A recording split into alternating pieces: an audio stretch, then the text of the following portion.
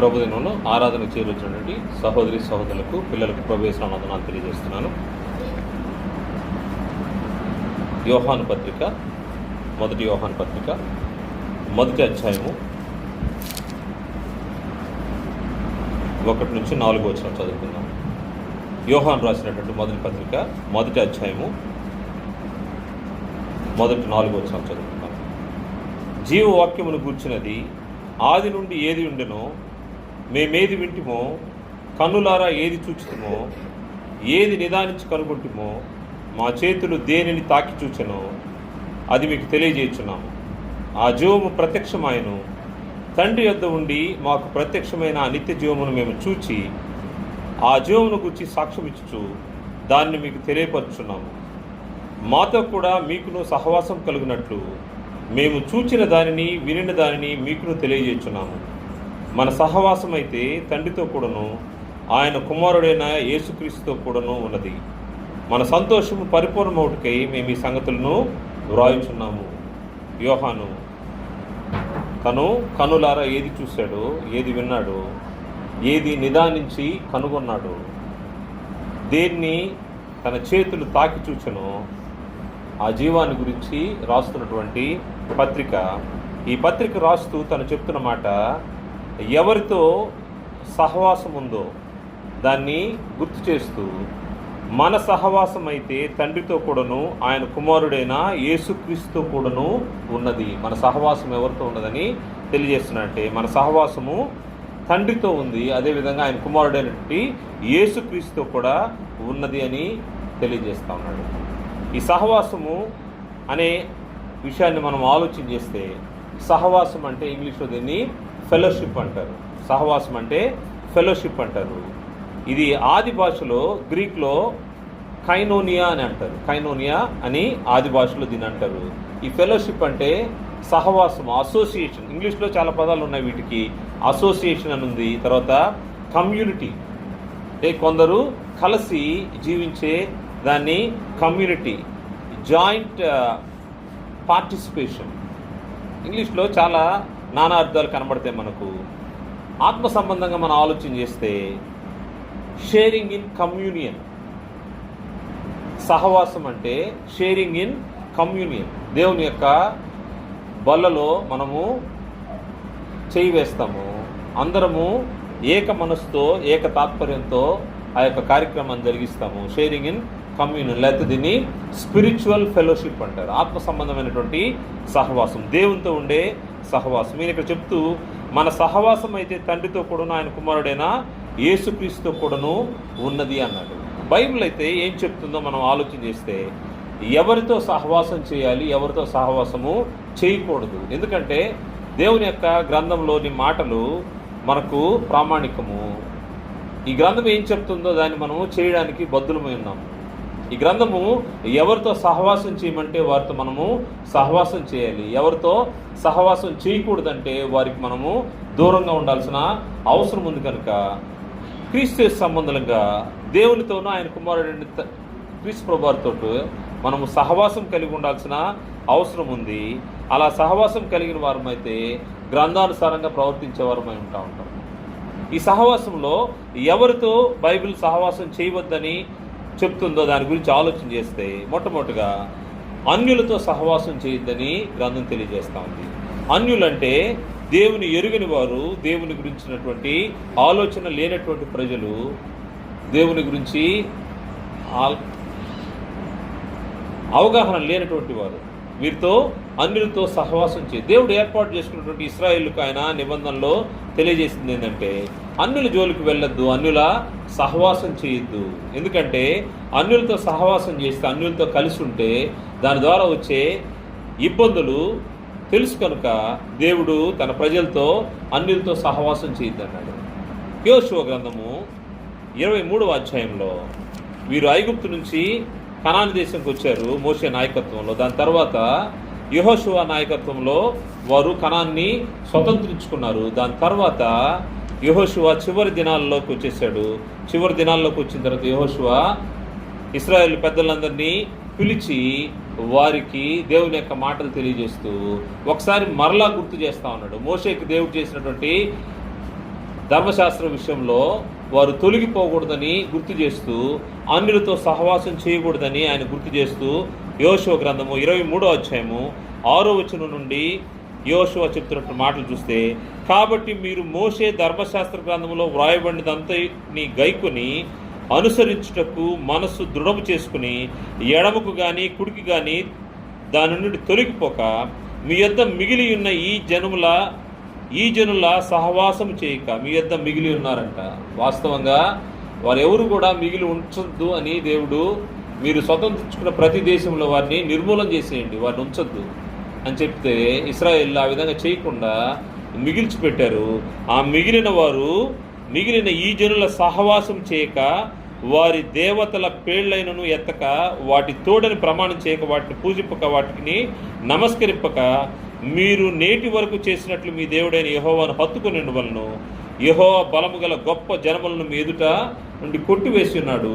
మీ ఎదుట నేటి వరకు ఏ మనుషుడును నిలిచి ఉండలేదు. మీ దేవుడైన యెహోవా మీకు ఇచ్చిన మాట చొప్పున తానే మీ కొరకు యుద్ధం చేయవాడు గనుక మీలో ఒకడు 1000 మందిని తరుమును. కాబట్టి మీరు బహు జాగ్రత్త పడి మీ దేవుడైన యెహోవాను ప్రేమింపవలను. దేవుని యొక్క ధర్మశాస్త్రం తెలియజేసినటువంటి మాట, మీరు అన్యజనులతో సహవాసం వద్దు, అన్యజనుల జోలికి పోవద్దు అని చెప్పిన మాటని యెహోషువ మరలా జ్ఞాపకం చేస్తాడు. ఏమంటున్నాడంటే, అన్యులతో మీకు సహవాసం వద్దు, అన్యజనులతో సహవాసం వద్దు. కారణం ఏంటంటే, మీరు ఎక్కడికి పోయినా మీ దేవుడైన యెహోవా మీకు తోడుగా ఉండి ఆయన ఏం చేస్తా ఉన్నాడంటే, అన్యజనుల్ని పారదోలుతూ మీకు వాగ్దాన దేశాన్ని అనుగ్రహించాడు. మీరైతే అన్యజనులతో సహవాసము చేయకూడదు. మరి ముఖ్యంగా 8వ వచనంలో 7వ వచనంలో, వారి దేవతల పేళ్లను ఎత్తక, వాటి తోడని ప్రమాణం చేయక, వాటిని పూజింపక, వాటికి నమస్కరింపక. అన్యజనులతో సహవాసం చేస్తే వచ్చే నష్టం ఏంటంటే, అన్యజనులతో సహవాసం చేయడం వల్ల వారి దేవతల వైపుకి మరలిపోయే ప్రమాదం ఉంది, వాటిని పూజించే ప్రమాదం ఉంది, వాటి తరపున మీరు దేవునికి వ్యతిరేకంగా అయ్యే ప్రమాదం ఉంది. అందుకోసమని దేవుడు ఏం చేశాడంటే, వారి జోలికి వెళ్ళొద్దు, వారితో సహవాసం వద్దన్నాడు. దాన్ని మరలా యోషువ గుర్తు చేస్తూ మరలా ఆయన చెప్తున్న మాట 12వ వచనం చూస్తే, అయితే మీరు వెనుకకు తొలగి మీ వద్ద మిగిలి ఉన్న ఈ జనములను హత్తుకొని వారితో 1000 మంది, వారితో మీరును మీతో వారును సాంగత్యం చేసినడలా మీ దేవుడైన యెహోవా మీ ఎదుటి నుండి ఈ జనములను కొట్టివేయక మానును.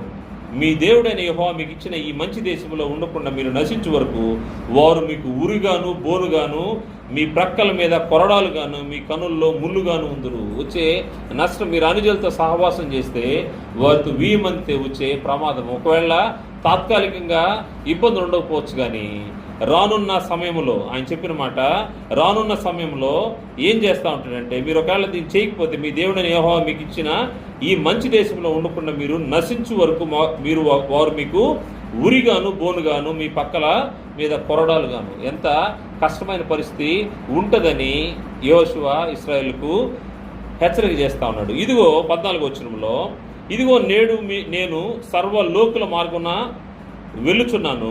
మీ దేవుడైన యెహోవా మీ విషయమే సెలవిచ్చిన మంచి మాటలన్నింటిలో ఒక్కటైనను తప్పి ఉండలేదని మీరు అనుభవపూర్వకంగా ఎరుగుదురు. దేవుడు చెప్పిన ప్రతిదాన్ని ఆయన నెరవేరుస్తూ వస్తూ ఉన్నాడు. అందువల్ల దేవుడు చెప్పిన మాట తప్పిపోదు. కాబట్టి నీవు అన్ని జనులతో సహవాసం వద్దు, వారితో 1000 మంది వద్దు, జాగ్రత్తగా ఉండండి అని గుర్తు చేస్తూ ఆయన చెప్తా ఉన్నాడు. వీటిలో ఒక్కటి కూడా తప్పిపోలేదు, అది మీకు అనుభవపూర్వకంగా తెలుసు. 15వ వచనంలో, అయితే మీ దేవుడైన యెహోవా మీతో చెప్పిన మేలంతా మీకు కలిగిన ప్రకారం మీ దేవుడైన యెహోవా మీకు ఇచ్చిన ఈ మంచి దేశంలో ఉండకుండా ఆయన మేము నశింపజేయ వరకు యెహోవా మీ మీదకి కీడంతి రాజయ్యను. మీరు మీ దేవుడైన యెహోవా మీకు నియమించిన ఆయన నిబంధనను మీరి ఇతర దేవతలను పూజించి వాటిని నమస్కరించిన యెడల యెహోవా కోపం మీ మీద మండును గనుక ఆయన మీకు ఇచ్చిన ఈ మంచి దేశంలో ఉండకుండా మీరు శీఘ్రముగా నశించిపోదురు. కారణం ఏంటంటే, అన్య జనులతో సహవాసం చేస్తే వారితో వారి దేవతల వైపుకు మరల్చబడతారు. వారితో 1000 మందితే తెలియకుండానే వారి దేవతలను పూజించేదానికి ఆస్కారం ఉంటుంది. అప్పుడు వారు మీకు ఉరిగాను, మీ ప్రక్కలో కొరడాలుగాను ముళ్ళుగాను ఉంటారు. దాని ద్వారా ప్రభు అయిన యెహోవా ఏం చేస్తాడంటే, మీ దేవుడు మీ మీదకి కీడంతా రాజేసి శీఘ్రముగా మీరు నశించిపోయే విధంగా ఆయన చేస్తాడు. అందువల్ల అన్ని జనులతో సహవాసం చేయొద్దు అన్నాడు. చేయవద్దు అన్నప్పుడు దాన్ని పాటించాల్సిన ఇశ్రాయేలు ఏం చేశారంటే వారు అన్ని జనుల వైపు తిరిగారు. వారు అన్ని జనులతో సహవాసం చేశారు. సహవాసం చేసి దేవుడు ఏర్పాటు చేసినటువంటి రాజే అన్ని జనులతో 1000 మంది వారిని పెళ్లి చేసుకుని తను చివరి దశలో దేవుని నుంచి తృణీకరించబడ్డట్టుగా మనకు కనబడుతుంది. సొలొమోను మహారాజ్ చేసినటువంటి పనిని ఆలోచన చేస్తే ఆయన పరస్త్రీల్ని వ్యామోహించి, పరస్త్రీలు అంటే అన్ని జనులు అన్య స్త్రీలని ఆయన వివాహం ఆడిన దాన్ని బట్టి ఆయన జీవితం ఎలా తయారైందంటే దేవుని చేత తిరస్కరించబడినట్టుగా మన గ్రంథంలో కనబడుతుంది. రాజుల మొదటి గ్రంథము 11వ అధ్యాయము, మొదటి రాజు గ్రంథము 11వ అధ్యాయము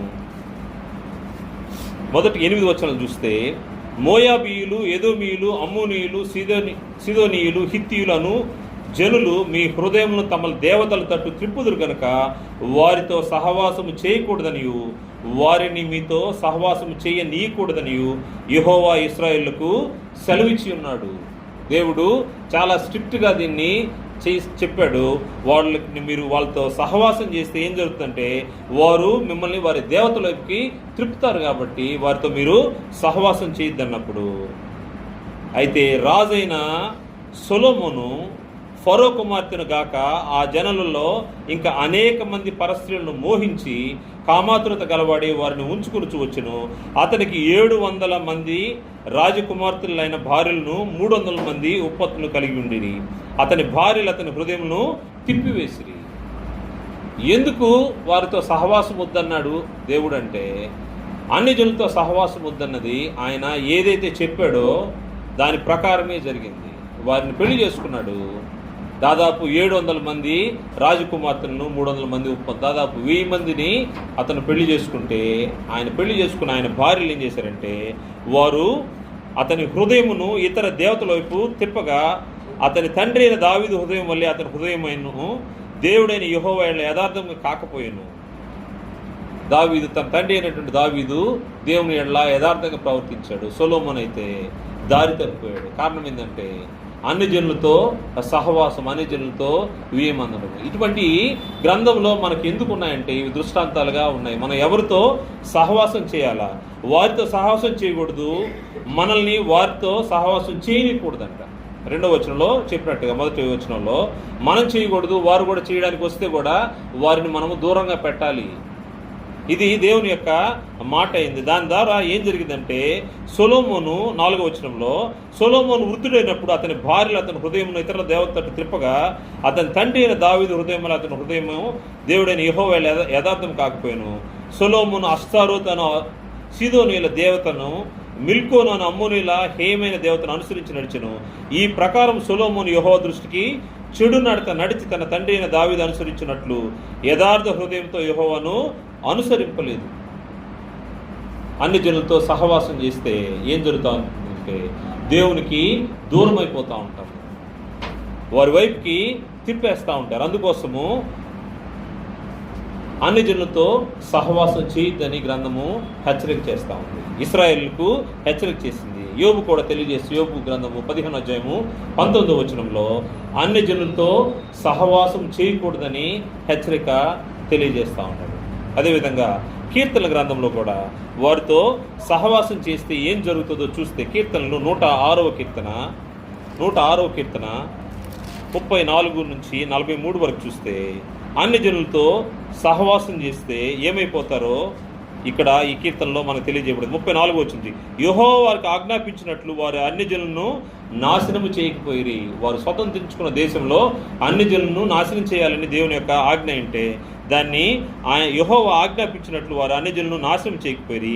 అన్ని జనులతో సహవాసం చేసి వారి క్రియలు నేర్చుకుని. ఏం జరుగుతూ ఉంటుందంటే అన్ని జనులతో సహవాసం వల్ల వారు వీరవుతారు, వీరు వారవుతారనే లోకంలో ఉండే సామెత ఉంటుంది. అంటే వారితో సహవాసం చేస్తే వీరు వారి యొక్క క్రియలు నేర్చుకున్నారట.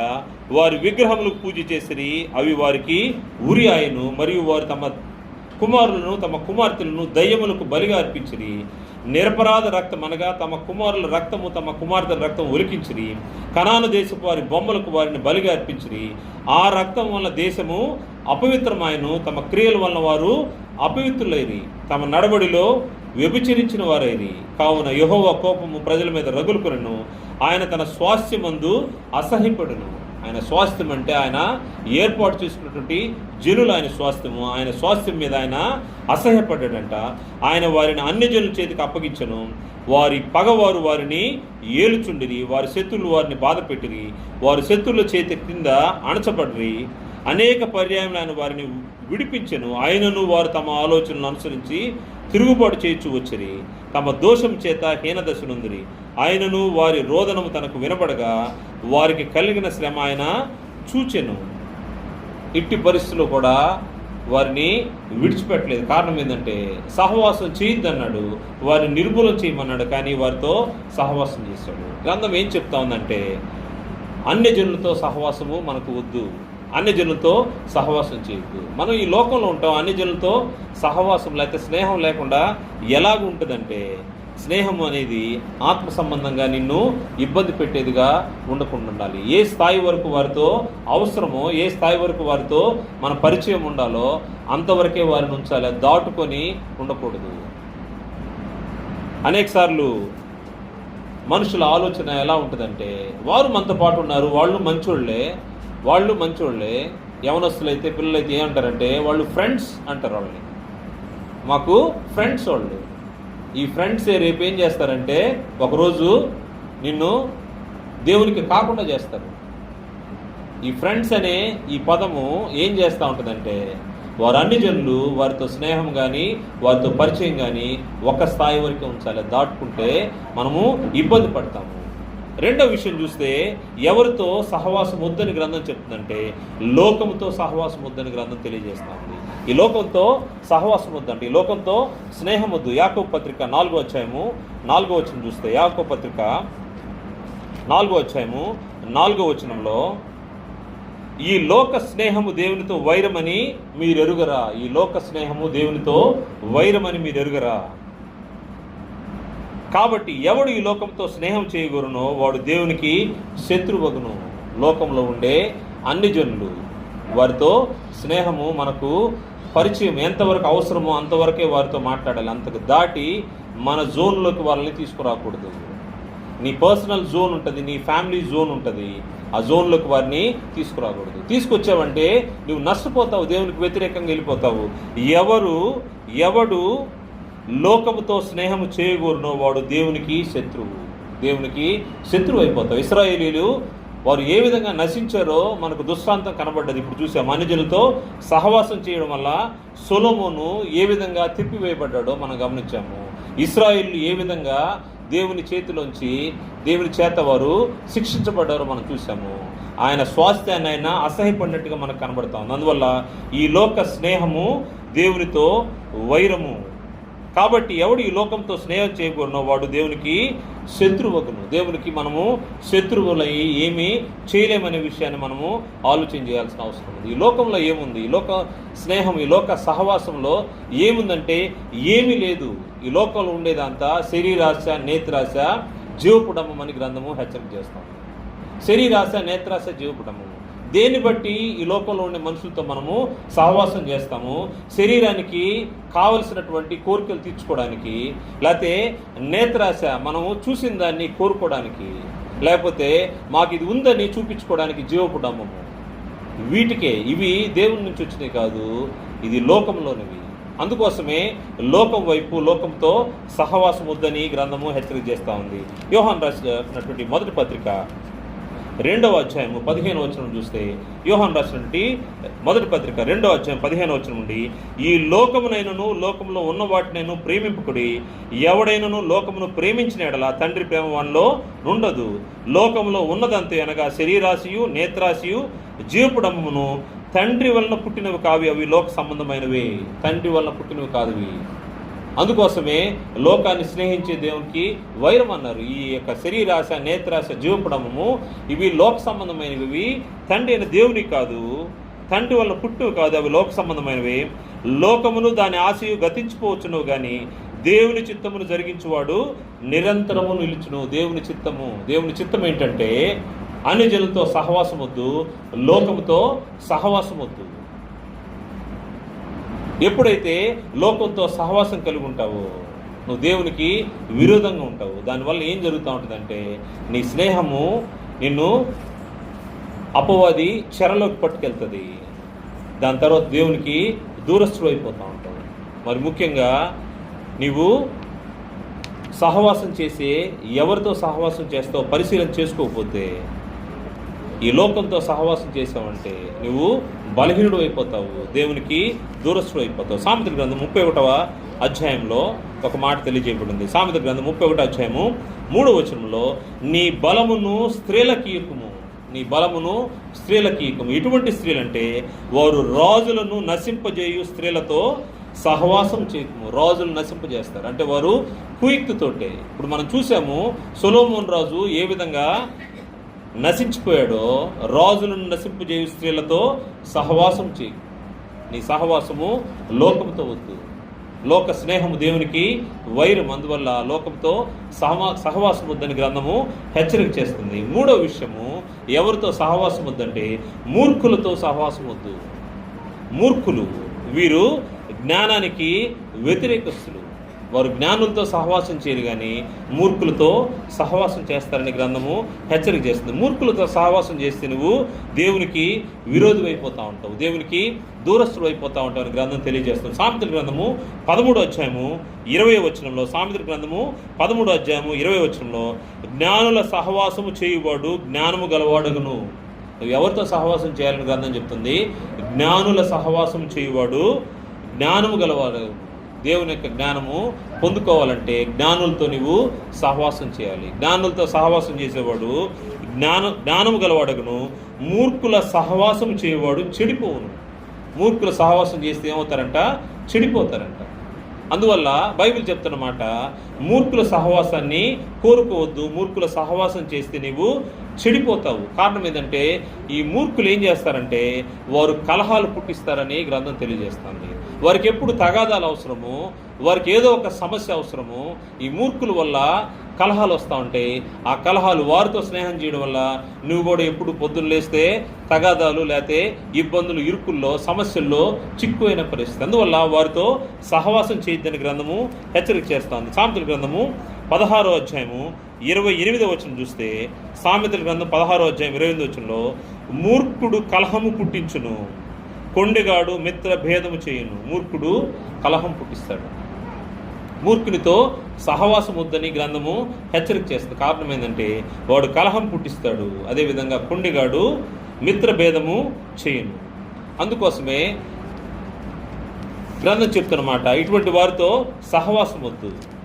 వారికి దూరంగా పారిపోవాలి, వారికి దూరంగా ఉండాల్సిన అవసరం ఉందని గ్రంథము హెచ్చరిక చేస్తాం. సామెతల గ్రంథము 20వ అధ్యాయము 3వ వచనం చూస్తే, కలహమునకు దూరముగానుంట నరులకు ఘనత.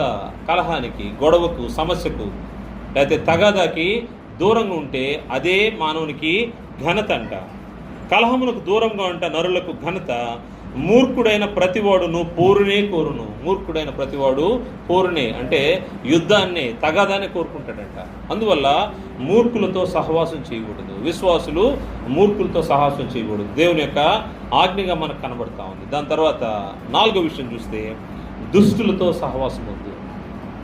మనం 3 విషయాలు చూసాము. అన్ని జనులతో సహవాసం చూసాము, లోకంతో సహవాసం వద్దని చూసాము, అదేవిధంగా మూర్ఖులతో సహవాసం వద్దని చూసాము, దుష్టులతో కూడా సహవాసం వద్దని గ్రంథము హెచ్చరిక చేస్తాం. సామెతల గ్రంథము 28వ అధ్యాయము 7వ వచనంలో, సామెతల గ్రంథము 28వ అధ్యాయం 7వ వచనంలో, ఉపదేశమును అంగీకరించు కుమారుడు బుద్ధి గలవాడు, తుంటరల సహవాసం చేయవాడు తన తండ్రికి అపకీర్తి తెచ్చును. తుంటరల సహవాసం అంటే దుష్టుల సహవాసం.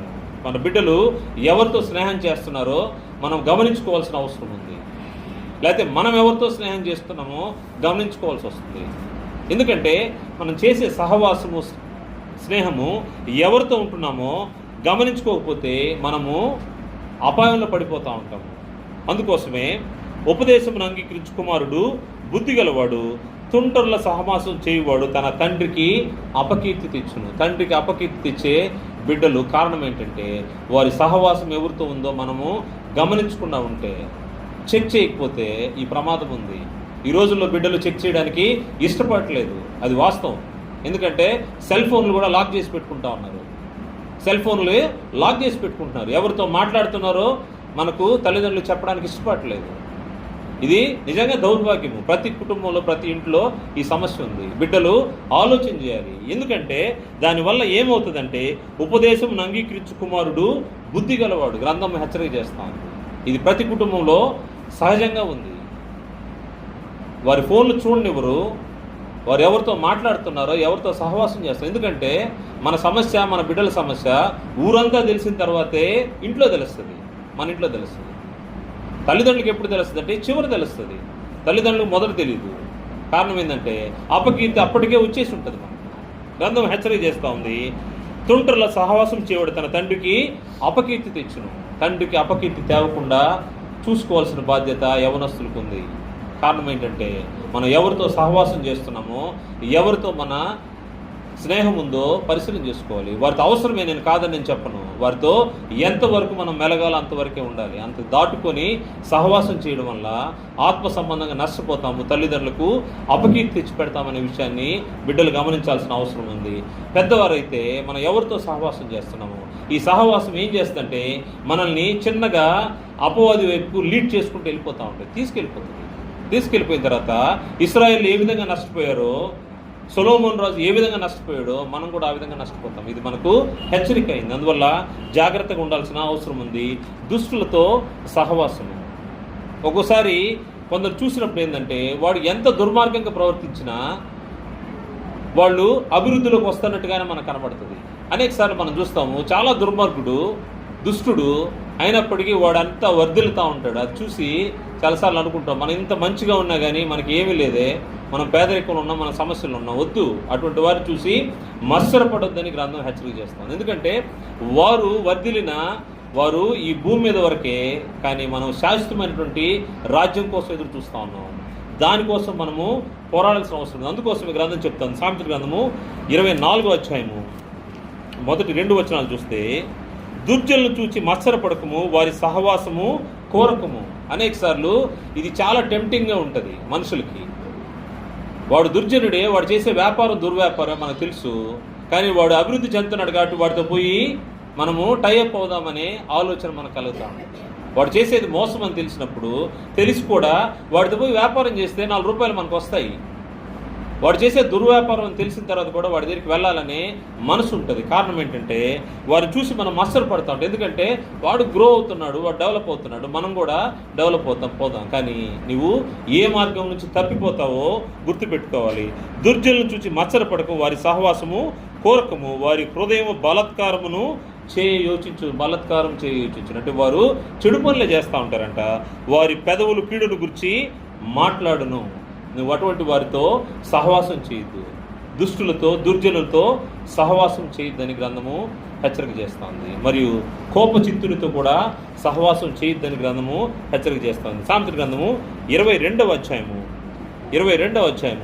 24వ వచనం చూస్తే కోపచిత్తులతో కూడా సహవాసం చేయొద్దని గ్రంథము తెలియజేస్తూ ఉంది. సామెతల గ్రంథము 22వ అధ్యాయము 24వ వచనం చూస్తే, కోపచిత్తునితో సహవాసం చేయకము, క్రోధము గలవానితో పరిచయం కలిగి ఉండకము, నీవు వాని మార్గమును అనుసరించి నీ ప్రాణమునకు ఉరి తెచ్చుకుందేమో. ఒకవేళ కోపిస్తూ వానితోటి నీవు సహవాసం చేస్తే, ఒక్కోసారి అతని కోపం వల్ల నీకు అది ఉరిగా అయ్యే ప్రమాదం ఉంది.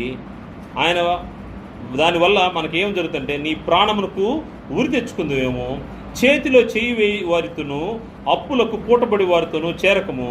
చెల్లించుటకు నీ యొద్ద ఏమీ లేకపోగా వాడు నీ క్రింద నుండి నీ పరుపును తీసుకుని పోనేలా. అందువల్ల ఎప్పుడైతే ఈ కోపచిత్తునితో సహవాసం చేస్తామో మనము నష్టపోతూ ఉంటుంది, మనకు ఊరైపోతూ ఉంటుంది. అందువల్ల దుష్ట సాంగత్యం మంచి నడవడిని చెరుపునని గ్రంథం తెలియజేసినట్టుగా దుష్టులతో సహవాసం వద్దని గ్రంథం తెలియజేస్తుంది. కొరింథీయులకు రాసినటువంటి మొదటి పత్రిక 15వ అధ్యాయము 33వ వచనం చూస్తే, కొరింథీయులకు రాసినటువంటి అపోస్తలుడు పౌలు గారు కొరింథీయులకు రాసినటువంటి మొదటి పత్రిక 15 అధ్యాయం 33 మోసపోకుడి, దుష్ట సాంగత్యము మంచి నడవడిని చెరుపును. మోసపోకుడి, ఆయన ముందుగానే వార్నింగ్ ఇస్తా ఉన్నాడు. మోసపోకుడి అంటే ఏం కాదులే, వాళ్ళు నాకు స్నేహితులే, వారితో నేను సహవాసము, ఫ్రెండ్స్ అని అనుకోవద్దు. కారణం ఏంటంటే మోసపోకుడని ముందే హెచ్చరిక చేస్తా ఉన్నాడు దేవుడు. మోసపోకుడి అంటే వారి ద్వారా మోసపోతాము అని అర్థం. మోసపోకుడి, దుష్ట సాంగత్యము మంచి నడవడిని చెరుపును. దుష్ట సాంగత్యము మంచి నడవడిని చెరుపును. అందువల్ల దుష్టులతో సహవాసం వద్దని గ్రంథం తెలియజేస్తుంది. అయితే ఎవరితో సహవాసం చేయాలి అని గ్రంథం తెలియజేస్తుందంటే, మనం మొదటగా చదువుకున్నట్టుగా యోహాను రాసినట్టు మొదటి పత్రిక 1 అధ్యాయము 3 యోహాను రాసినట్టు మొదటి పత్రిక 1 అధ్యాయము 3 ఎవరితో మన సహవాసం ఉండాలి అంటే, మాతో కూడా మీకును సహవాసం కలిగినట్లు మేము చూచిన దాన్ని వినిన దాన్ని మీకు తెలియజేస్తున్నాము. మన సహవాసం అయితే తండ్రితో కూడాను ఆయన కుమారుడైన యేసుక్రీస్తు కూడాను ఉన్నది. మన సహవాసం అయితే తండ్రితో కూడాను ఆయన కుమారుడైనటువంటి యేసుక్రీస్తు కూడా ఉన్నది. ఎవరితో నీ సహవాసం ఉండాలని గ్రంథం తెలియజేస్తూ ఉంది. దేవునితో ఉండాలి, దేవుని కుమారుడైన క్రీస్తు ప్రభుతో ఉండాలి, క్రీస్తు ప్రభు ద్వారా పిలువబడినటువంటి పరిశుద్ధులైనటువంటి సంఘంతో ఉండాలి. ఇక్కడ చేర్చబడినటువంటి పరిశుద్ధులైన సమూహము, జనము, క్రీస్తు సంఘము, వీరితో నీ సహవాసం ఉండాలి, లోకంతో కాదు. ఇక్కడ పరిశుద్ధులు ఉన్నారు, వీరితో సహవాసం ఉండాలి. వీరు కాకుండా లోకంతో సహవాసం ఉండకూడదు. మన సహవాసం అయితే తండ్రితోనూ ఆయన కుమారుడైనని క్రీస్తుతోనూ మన సహవాసం ఉండాలి. మన ఎవరితో అంటుకట్టుబడి ఉండాలంటే, క్రీస్తు ప్రభువారు ద్రాక్షవల్లి, తండ్రి వ్యవసాయకుడు. ఆయనతో మనము కట్టుబడి ఉండాల్సిన, అంటుకట్టబడి ఉండాల్సిన అవసరం ఉందని గ్రంథం హెచ్చరిక చేస్తుంది. యోహాను సువార్త 15 అధ్యాయము మొదటి 6 వచనాలు చూస్తే, నేను నిజమైన ద్రాక్షవల్లిని ప్రభువారు తెలియజేస్తున్నారు. నేను నిజమైన ద్రాక్షవల్లిని, నా తండ్రి వ్యవసాయకుడు. నాలో ఫలింపని ప్రతి తీగను ఆయన తీసి పారవేయను, ఫలించు ప్రతి తీగ మరి ఎక్కువగా ఫలింపవలని దానిలోని పనికిరాలని తీగను తీసివేయను. నేను మీతో చెప్పిన మాటను బట్టి మీరు ఇప్పుడు పవిత్రులై ఉన్నారు. నా యందు నిలిచిండుడి, మీ యందు నేను నిలిచిందును. తీగ ద్రాక్ష వల్ల నిలిచి ఉంటేనే కానీ తనంతట తానే ఎలాగో ఫలించదో, అలాగే నా యందు నిలిచి ఉంటేనే కానీ మీరును ఫలింపరు.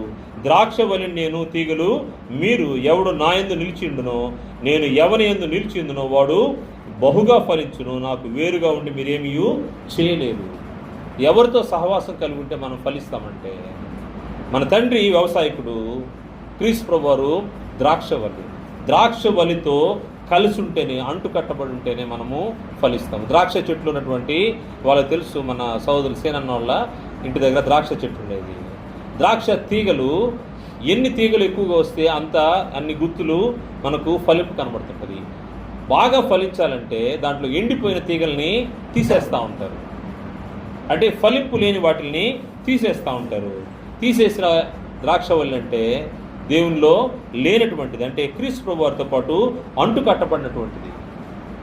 ద్రాక్ష తీగలు ఎక్కువగా ఫలించాలంటే మీరు నా యందును నేను మీ యందును నిలిచి ఉంటే మీరు బహుగా ఫలిస్తారు. నాకు వేరుగా ఉండి మీరేమీ చేయలేరు.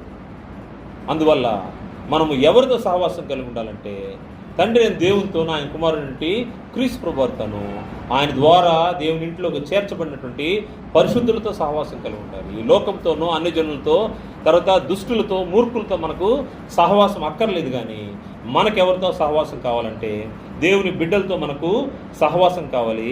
ద్రాక్షవల్లి అయినటువంటి క్రీస్తు ప్రభువారితో, ఆయనతో మనం అంటుకట్టబడి ఉంటే, ఆయనతో మన సహవాసం కలిగి ఉంటే మనము బహుగా ఫలిస్తామని మనకు గ్రంథం తెలియజేస్తుంది. కారణం ఏంటంటే, మనల్ని తన కుమారుడైనటువంటి క్రీస్తు ప్రభువారి యొక్క సహవాసంలోనికి పిలిచినటువంటి దేవుడు నమ్మతగిన వాడని గ్రంథం తెలియజేస్తుంది. కొరింథీయులకు రాసినటువంటి మొదటి పత్రిక, అపోస్తలుడు కొరింథీయులకు రాసిన మొదటి పత్రిక 1 అధ్యాయము 9వ వచనం చూస్తే, మన ప్రభు అయిన యేసుక్రీస్తు అను తన కుమారుని సహవాసమునకు మిమ్మల్ని పిలిచిన దేవుడు నమ్మదగిన వాడు, మీరు ఫలిస్తారు. ఎలా ఫలిస్తారంటే, మిమ్మల్ని పిలిచిన దేవుడు నమ్మదగిన వాడు. ఎవరి సహవాసంలోకి పిలిచాడు? తన సహవాసంలోకి, తమ కుమారుడైనటువంటి క్రీస్తు ప్రభువు యొక్క సహవాసంలోనికి పిలిచిన దేవుడు నమ్మదగిన వాడు. అందువల్ల పిలిచిన పిలుపుని బట్టి మనం ఎవరి సహవాసంలోకి వచ్చాము? పరిశుద్ధ సహవాసంలోకి వచ్చాము. తండ్రి అయిన దేవుని యొక్క సహవాసంలోనికి, క్రీస్తు ప్రభువు యొక్క సహవాసంలోకి వచ్చాము. సహవాసంలోకి వచ్చిన మనము ఆత్మ సంబంధమైనటువంటి మందిరంగా కట్టబడతా ఉన్నాము.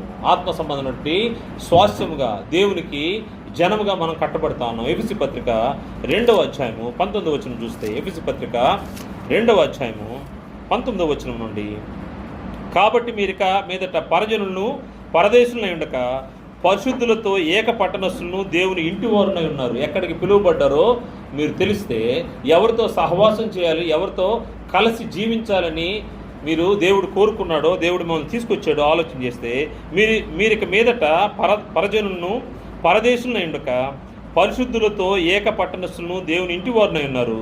క్రీస్తు యేసే ముఖ్యమైన మూలరాయి ఉండగా అపోస్తులను ప్రవక్తలు వేసిన పునాది మీద కట్టబడి ఉన్నారు.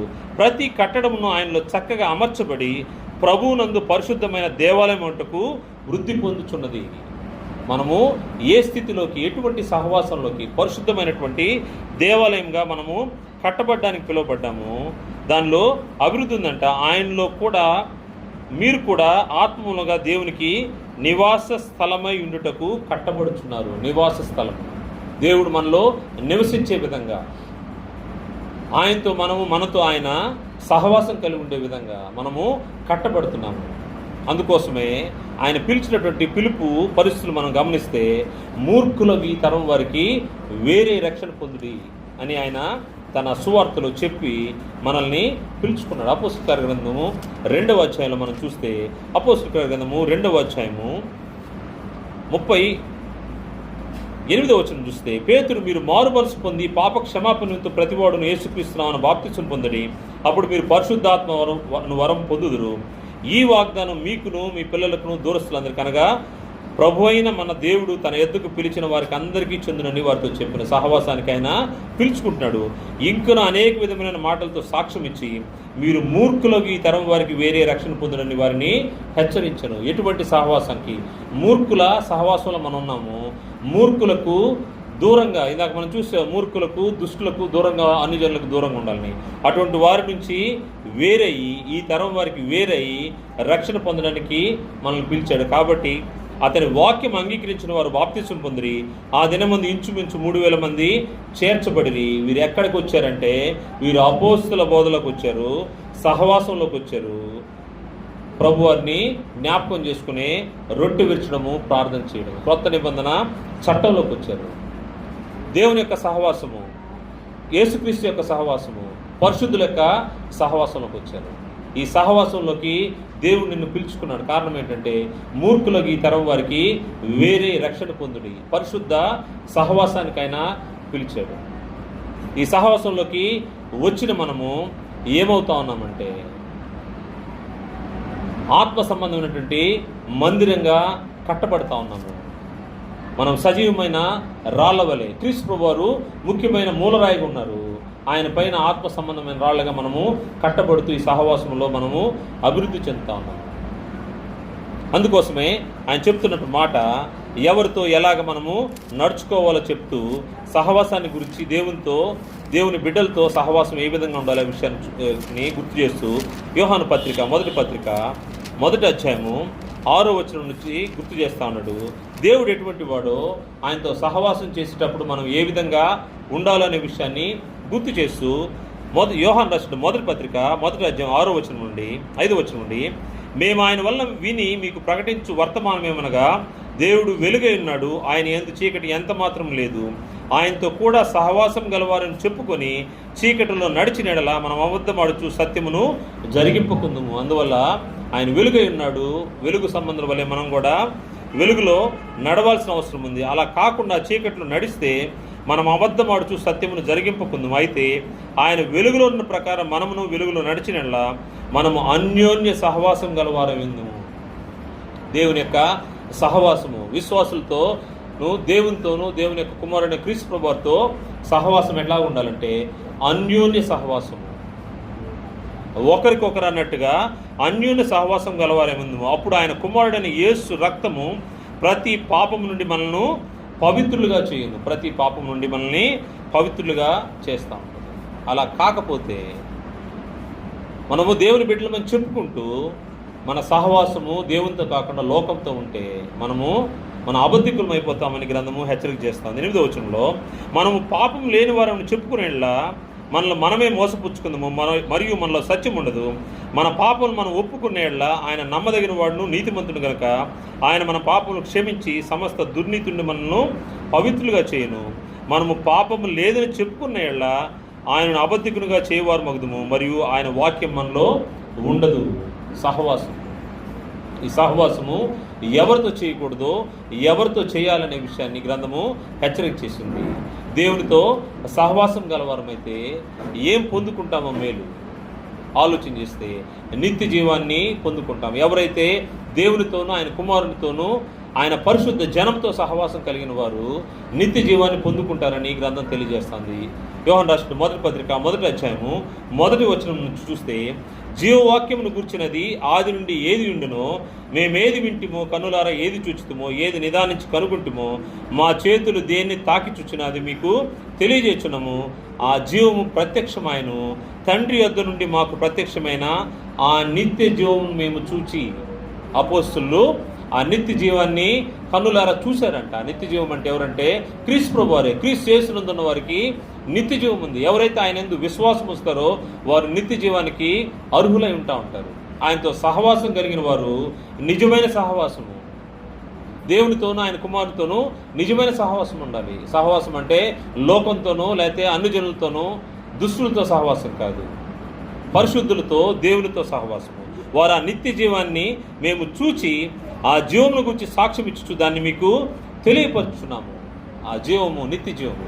ఎవరైతే దేవునితో అన్యోన్య సహవాసం గలవారై ఉంటారో వారు నిత్య జీవాన్ని పొందుకుంటారు. అందువల్ల బైబిల్ ఎవరితో స్నేహం చేయొద్దన్నదో ఎవరితో సహవాసం చేయొద్దన్నదో మనం గుర్తు చేసుకుంటే అన్ని జనులతో సహవాసం వద్దన్నది, వారితో బాంధవ్యం వద్దన్నది. 2వది లోకంతో సహవాసం వద్దన్నది. 3వది మూర్ఖులతో సహవాసం వద్దన్నది. 4వది దుష్టులతో సహవాసం వద్దని తెలియజేసింది గ్రంథం. అదేవిధంగా బైబిల్ ఎవరితో సహవాసం చేయమందంటే దేవునితోనూ ఆయన కుమారుడైన క్రీస్తు ప్రభుతోనూ క్రీస్తు యేసునందు పిలువబడినటువంటి పరిశుద్ధ జనంతోనూ క్రీస్తు సంఘములోని పరిశుద్ధులతో సహవాసం. అందుకోసము సమాజంగా కూట మానకూడదని మనకు హెచ్చరిక జరిగింది. ఎందుకంటే ఈ సమాజంగా కూడుకునే దాంట్లో క్రొత్త నిబంధన ఆజ్ఞ అయినటువంటి అపోస్తుల బోధ, సహవాసము, రొట్టె విరచటము, ప్రార్థన, ఇవి సహవాసంలో మనకు అందుతూ ఉంటాయి. ఈ సహవాసంలో మనకేం జరుగుతూ ఉంటుందంటే నిత్య జీవం మనకు